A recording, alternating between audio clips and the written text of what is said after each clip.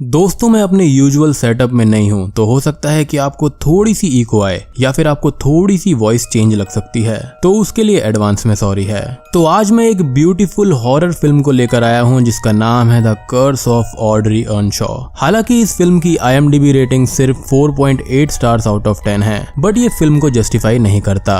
Film को देखने के बाद में कई लोगों को इसका प्लॉट ठीक से समझ नहीं आया है और इसलिए इसकी रेटिंग्स इस तरह की हैं। इस फिल्म के राइटर डायरेक्टर हैं थॉमस रॉबर्ट ली। और दोस्तों मैंने हाल ही में एक बहुत ही बेहतरीन classic horror film the resurrected 1991 को एक्सप्लेन किया है। सो अगर आपने वो वीडियो नहीं देखी है तो जाकर जरूर देखना, link is in the description. तो चलिए अब बिना किसी देरी के चलते हैं सीधा वीडियो की तरफ। इस मूवी को अच्छे से समझने के लिए पहले आपको अमेरिका एंड कनाडा में रह रहे अमिश कम्युनिटी के बारे में जानना पड़ेगा। अमिश एक रिलीजियस माइनॉरिटी कम्युनिटी है जो कि 19th सेंचुरी में अमेरिका के नॉर्दर्न जर्मनी, नेदरलैंड्स, बेल्जियम से माइग्रेट हुए थे। ये एक हाईली रिलीजियस क्रिश्चियन कम्युनिटी है जो कि मॉडर्न फैसिलिटीज को यूज नहीं करते, यानी कि इनके घर में इलेक्ट्रिसिटी, टीवी, मोबाइल, AC या कोई भी मॉडर्न इंस्ट्रूमेंट्स नहीं होते। ये आज भी पुराने लोगों की तरह सिंपल लाइफ को जीते हैं। ट्रेवल के लिए हॉर्स कार्ट का यूज करते हैं। इनकी पॉपुलेशन 2.5 लाख है एंड ये कम्युनिटी में ही शादी करते हैं। मॉडर्न मेडिकल फैसिलिटीज को भी यूज नहीं करते। इलनेस को अपनी कम्युनिटी के अंदर ही ठीक करते हैं। ये रूरल कम्युनिटीज हैं। फार्मिंग एंड एलाइड बिजनेस ही इनका मेन सोर्स ऑफ इनकम है। ये जिंदगी भर अपनी कम्युनिटीज के अंदर ही रहते हैं एंड रेयरली ट्रेवल करते हैं। इनकी mother tongue German, Dutch and English है। इनके कई सारे traditions traditional Vatican Catholic church से बिल्कुल अलग हैं। बेसिकली ये एक क्लोज्ड माइनॉरिटी ग्रुप है और फिल्म की स्टोरी ऐसी ही एक कम्युनिटी पर बेस्ड है। हालांकि फिल्म के अंदर ये कहीं पर भी नहीं कहा गया है कि कम्युनिटी अमिश है, पर कैरेक्टर्स के ड्रेस डिजाइन अमिश से ही मिलते हैं। फिल्म की शुरुआत एक शॉर्ट एक्सप्लेनर के साथ में होती है जहां पर यह बताया जाता है कि 1873 में कुछ विलेजर्स आयरलैंड से अमेरिका की तरफ माइग्रेट हुए थे। वहां पर अपनी एक्सक्लूसिव कम्युनिटी को बनाया था। वर्ल्ड वॉर्स हुए, साइंटिफिक नॉलेज भी बढ़ी, बट विलेजर्स अपने traditional religious way of life पर अडिग रहे, like the modern day Amish community. अब 1956 में एक्लिप्स नामक एक महामारी का प्रभाव पड़ा। इनके खेत अपनी फर्टिलिटी को खोने लगे,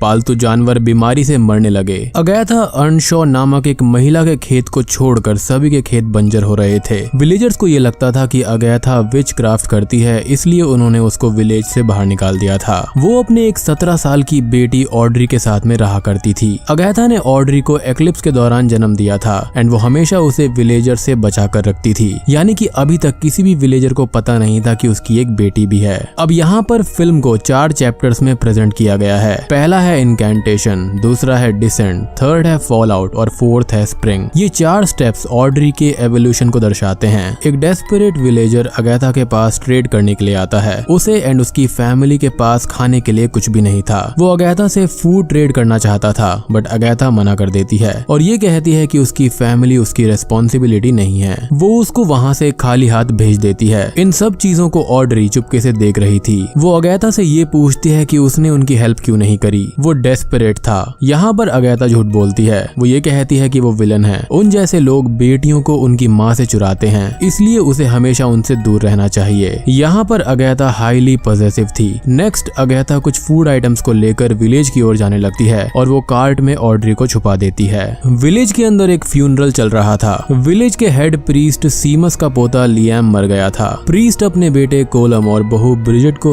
कहते हैं कि आपको ये लग रहा होगा कि ये दर्द कभी भी एंड नहीं होगा, ये डार्कनेस कभी भी खत्म नहीं होगी, बट हमको कभी भी होप नहीं खोनी चाहिए। डार्कनेस के बाद उम्मीद की रोशनी आती है। हमें गॉड पर विश्वास रखना चाहिए। तभी अगैथा वहाँ पर आती है और उसे देखकर कोलम उस पर गुस्सा करता है, उसे गालियां देता है। उसका बेटा पुअर न्यूट्रिशन से यहाँ पर मर गया था। उसको अगैथा का वहाँ से फूड को ले जाना एक इंसल्ट लगता है। वो अगैथा को मारकर पूछता है कि हम सब गॉड के प्रति डिवोटेड हैं, बट फिर भी वो तुम पर मेहरबान हैं। सब जानते हैं कि तुम इविल हो। अब सभी भूखे विलेजर्स अगैथा के फूड को लूटने लगते हैं, उसे गालियां देने लगते हैं। बट यहाँ पर प्रीस्ट सीमस मामले को संभाल कर अगैथा को उसके फूड आइटम्स वापस दे देते हैं, उसे वहाँ से जाने देते हैं। ऑड्री ये सब कार्ट में बैठकर देखती है और उसको काफी गुस्सा आता है। यहाँ पर अगैथा और उसके जैसी कई सारी और लेडीज विच क्राफ्ट प्रैक्टिस करती थी, यानी कि वो वाकई में विच थी। इनका एक क्लब भी था। ऑड्री इन सब की प्राइम विच थी, बट अभी उसके पावर्स डेवलपमेंट स्टेज पर थे। ये लोग उसको एक मिशन के लिए ट्रेन कर रहे थे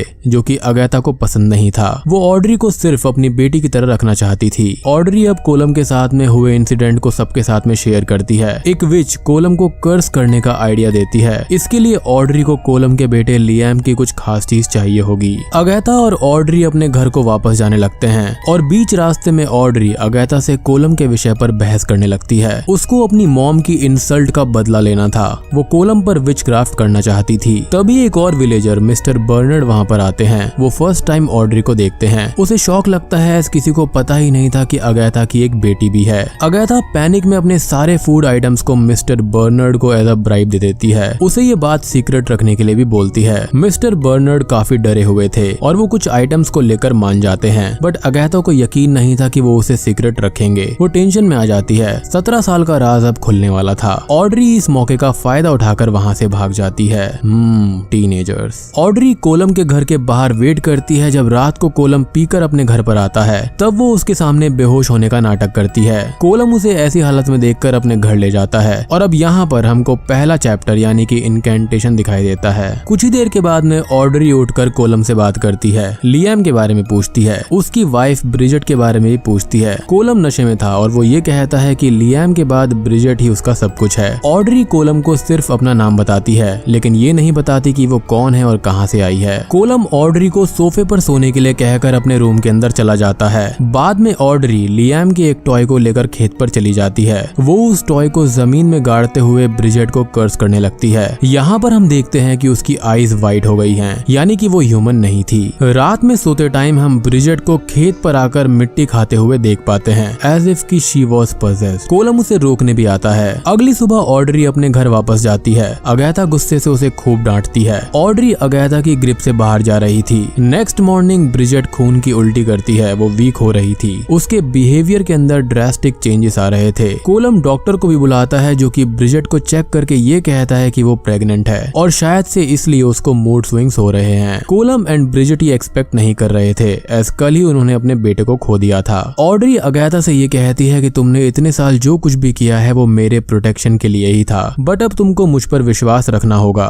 मैं रेडी हूँ। अगैथा ये कहती है कि तुम रेडी तभी होगी जब तुम्हें सेक्रीफाइस का मतलब समझ में आ जाएगा। मैंने तुम्हारे लिए कई सारे सेक्रीफाइसेस दिए हैं। नाउ मिस्टर लैकलन अपनी फैमिली के लिए अपने हॉर्स को मारकर उसके मीट को ले जाते हैं। He was desperate. Now chapter 2 descent start होता है। विलेज में महामारी बढ़ गई थी। एनिमल्स अननोन डिजीज से मर रहे थे। फ्रूट सड़ रहे थे। बर्क जो कि एक वेटरिनेरियन था, उसे ये सब अननेचुरल लगता है। ऑड्री को देखने के बाद में उसकी मेंटल हालत खराब हो गई थी। उससे परेशान होकर उसकी वाइफ प्रीस्ट सीमस से हेल्प मांगती है। बर्क सीमस से ये कहता है कि मैंने हाल ही में अगैथा अर्नशॉ की बेटी को देखा है। वो बेहद ही ब्यूटीफुल क्रीचर थी। उसको देखने के बाद में मेरे मन के अंदर एक एम्प्टीनेस आ गई है, एक डार्कनेस जो कि मुझे अंदर से ही वीक बना रही है। सालों पहले क्लॉडिया बैरन ने जब रूमर्स उड़ाए थे कि अगैथा की एक बेटी भी है, तो किसी ने उस पर विश्वास नहीं किया था एंड इवेंचुअली वो मेंटल इलनेस से मर गई थी। मुझे ये लगता है कि मेरे साथ भी ऐसा ही हो रहा है। सीमस ये कहता है कि अगैथा की कोई भी बेटी नहीं है। उसने खुद मुझसे ये बात कही थी। बर्क मिस्टर लॉकलैंड के घर उसके हॉर्स को चेक करने के लिए जाते हैं, जहाँ पर उसकी वाइफ एंड चाइल्ड मरे पड़े थे। मिस्टर लॉकलैंड ने हॉर्स मीट में पॉइजन मिला दिया था। इसके बाद बर्क को हम चर्च प्रेइंग हॉल में देखते हैं, जहाँ पर उसका विश्वास फेथ से उड़ गया था। वो प्रीस्ट सीमस से ये कहता है कि तुम्हारी सारी टीचिंग्स बेकार हैं। बाहर अकाल पड़ा है, लोग भूखमरी से मर रहे हैं, सब कुछ सड़ रहा है। वो अब अपने गन को निकालकर ये कहता है कि मैंने उसे देखा था।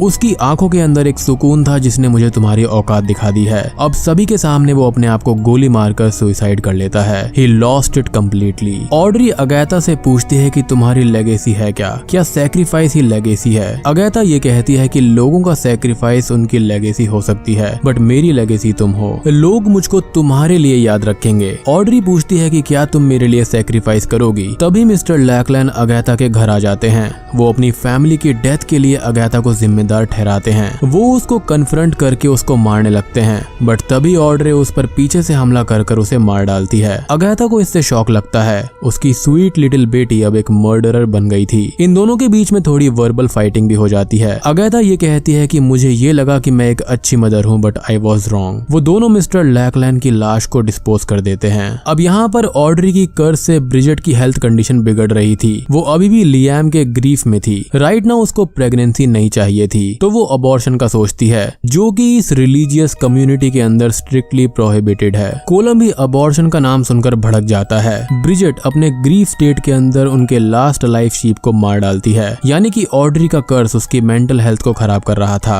बर्क की बीवी प्रीस्ट सीमस को कन्फ्रंट करती है। वो ये कहती है कि उससे मिलने के बाद में बर्क की हालत और खराब हो गई है। वो सिटी की एक पुलिस से इन्वेस्टिगेशन चाहती थी। प्रीस्ट सीमस उसे अगाथा की स्टोरी एक्सप्लेन करता है। बर्क की बीवी सीमस से उस स्टोरी को वेरीफाई करने के लिए कहती है। जब सीमस अगाथा से मिलता है तो वो फिर से उसको झूठ बोलती है कि उसकी कोई भी बेटी नहीं है। दूसरी तरफ कोलम ब्रिजेट को मरे हुए शीप के साथ में देखकर शॉक्ड हो जाता है। वो उस शीप को जला देता है। अगाथा भी एक फाइनल अटेम्प्ट के चलते ऑड्री को लेकर इस विलेज को छोड़कर जाने लगती है, बट ऑड्री एडमेंट थी। वो हॉर्स कार्ट में अपने बने हुए हिडन बॉक्स को तोड़ देती है। वो कहीं पर भी नहीं जाना चाहती थी, बल्कि सब विलेजर्स को फेस करना चाहती थी। वो अगाथा की ग्रिप से बाहर जा चुकी थी। कोलम के घर पर ब्रिजेट अब खुद ही अबॉर्ट करने की कोशिश करती है, but she was unsuccessful. Colum उसे आकर रोक देता है। बाद में उसकी हालत और भी ज्यादा बिगड़ जाती है और उसकी बॉडी पर हर जगह ब्लैक स्पॉट्स आ जाते हैं। उसको बहुत ही ज्यादा तेज फीवर भी आने लगता है। डॉक्टर को भी समझ में नहीं आता कि ये क्या हो रहा है। एंड ये मॉडर्न डॉक्टर नहीं था, बल्कि कम्युनिटी का ही डॉक्टर था, जो कि ट्रेडिशनल वे से ट्रीट कर रहा था। रात में अगाथा हार मानकर चुपके से इस विलेज को छोड़कर जाने लगती है, यानी कि वो अपनी बेटी को छोड़कर जा रही थी। ब्रिजेट की न्यूज को सुनकर प्रीस्ट कोलम से मिलने आते हैं। कोलम उसका बेटा था, एज मैंने बताया। वो अगाथा की बेटी से जुड़े हुए रूमर्स को कोलम के साथ में शेयर करता है, जहाँ पर कोलम भी उसके साथ में हुए बातचीत को शेयर करता है। वो सीमस को ऑड्री का नाम बताता है। तब उसके दिमाग में एक फ्लैशबैक आती है कि ब्रिजेट की खराब हालत उसके घर में आने के बाद से ही शुरू हुई थी। अब बर्क की बीवी गन को लेकर खुद ही अगाथा के घर पर इन्वेस्टिगेशन करने के लिए जाती है और उसको वहाँ पर मिस्टर लैकलैंड की बॉडी मिलती है। लेटर ऑन ऑड्री प्रीस्ट सीमस से मिलती है। सीमस उसको देखकर शॉक में पूछता है कि तुम हो कौन? तुमने मेरी बहू के साथ में किया क्या है? तुमसे मिलने के बाद मेरे एक फॉलोअर ने सुसाइड कर लिया है। ऑड्री सीमस से कुछ भी नहीं कहती, बस उसे घूरती रहती है। और अगले ही सीन में हम सीमस की सोल को एक रियलिटी के अंदर देखते हैं, जहाँ पर कई सारी सोल्स थी। ऑड्री इन सोल्स की लीडर थी। यहाँ पर वो सीमस को कन्विंस करके उसकी सोल को अपने कल्ट में शामिल कर लेती है। रियलिटी में ऑड्री को जो कोई भी देखता था तो उसमें एक डार्कनेस आ जाती थी। ऑड्री उनके अंदर उदासी की भावना भरकर उनकी सोल को कैप्चर कर लेती थी और इसलिए बर्क की मेंटल हालत बिगड़ने लगी थी। And same goes for the Bridget as well. But यहाँ पर ब्रिजेट का केस थोड़ा सा अलग था, एज उस पर ब्लैक मैजिक किया गया था। अब विच क्राफ्ट की बाकी विचेस अगाथा को विलेज के बाहर पकड़ लेती हैं और उसको ऑड्री के पास में वापस लेकर आती हैं। सो बेसिकली यहाँ पर हम ये कह सकते हैं कि ऑड्री इन सब की लीडर है। नाउ कोलम के घर पर ब्रिजेट अपनी इल हेल्थ के कारण मर जाती है। प्रीस्ट सीमस कंप्लीटली ऑड्री के वश में था और वो भी खून की उल्टी कर रहा था। वो सभी की सभी क्रिश्चियन प्रेयर्स को भूलने लगता है। यहाँ पर बर्क की बीवी सीमस को मिस्टर लैकलैंड की रिंग को दिखाकर ये कहती है कि अगाथा एंड उसकी बेटी ने उसको मार डाला है। मैंने तुम्हें अगाथा की बेटी के साथ देखा था। वो ये पूछती है कि हो क्या रहा है। तभी उसको सीमस बर्क की शक्ल में दिखता है और वो उस पर गन तान देती है। वो कोलम को बुलाती है और यहाँ पर बर्क ये कहता है कि ब्रिजेट मर गई है, मुझे ये बर्दाश्त नहीं हो रहा है, मुझको भी मरना है। और वो उसको गोली चलाने के लिए कह देता है। एंड होता भी यही है कि वो पैनिक में गोली चला देती है। यहाँ पर बेसिकली सीमस पर उसने गोली चलाई थी तो वो भी वहीं पर मर जाता है, यानी कि यहाँ पर बर्क था ही नहीं, वो सीमस था। और ये सब ऑड्री की ट्रिक थी ताकि वो उसकी जान ले ले और उसने बर्क की बीवी को हेलुसिनेट करवाया था। लेटर ऑन ऑड्री एंड बाकी विचेस अगाथा को लेकर कोलम के घर पर आती हैं। कोलम ऑड्री पर हमला करता है और ये कहता है कि मैंने तुम्हें अपने घर में बुलाया एंड तुमने मेरे साथ ऐसा किया। ऑड्री ये कहती है कि ये उसके मॉम को मारने का नतीजा था। अगाथा ये भी कहती है कि मुझसे पहले कई सारी विचेस ने तुमको कंसीव करने के लिए ट्राई किया था, बट वो फेल हो गई थी और मैंने टर्म पूरा किया। इन सबको इसकी जेलसी है। ऑड्री अगाथा को थैंक्स कहकर कोलम को एक ऑफर देती है। उसकी लाइफ में उसको सब कुछ वापस मिल जाएगा, ब्रिजेट भी जिंदा हो जाएगी और उसके खेत फिर से फर्टाइल होंगे। यहाँ पर अब ऑड्री कोलम को एक नाइफ देकर अगाथा का मर्डर करने के लिए कहती है, जो कि क्रिश्चियनिटी में हाईएस्ट सिन होता है। अब कोलम यहाँ पर ये पूछता है कि ऑड्री का फादर है कौन, जिस पर अगाथा ये कहती है कि कोई भी नहीं, वो अभी भी वर्जिन है। और दोस्तों अब यहाँ पर खुलते हैं असली पत्ते। असल में ऑड्री डेविल की बेटी थी। ये विचेस डेविल वर्शिपर्स थी। डेविल अपने इन्फ्लुएंस को बढ़ाने के लिए एक चाइल्ड को अर्थ पर भेजना चाहता था। अगाथा का काम डेविल के चाइल्ड को प्रोटेक्ट करना था ताकि वो बड़े होकर अपने मिशन में सफल हो। यहाँ पर ऑड्री वर्ल्ड में इविल को स्प्रेड करने के लिए आई थी, like women version of anti Christ. Over the years Agatha को ऑड्री से लगाव हो गया था और वो उसको अपने बेटी की तरह ट्रीट करने लगी थी। उसे अपने मिशन से दूर रख रही थी और जब वो फेल हुई तो वो सब कुछ छोड़कर भागने लगी। ऑड्री ने उसको सैक्रिफाइस किया क्योंकि वो उसके मिशन के लिए रुकावट थी और ये उसकी लेगेसी थी। अगले ही पल हम ब्रिजेट को जिंदा होते हुए देखते हैं। ऑड्री इस कम्युनिटी को छोड़कर बाहरी दुनिया में चली जाती है। ऑड्री अब एक कार में लिफ्ट लेती है और चैप्टर 4 स्प्रिंग शुरू हो जाता है, जहाँ पर कोलम के खेत फिर से उपजाऊ हो जाते हैं। ब्रिजेट लेबर में चली जाती है, जहाँ पर वो एक नॉन ह्यूमन क्रीचर को जन्म देती है और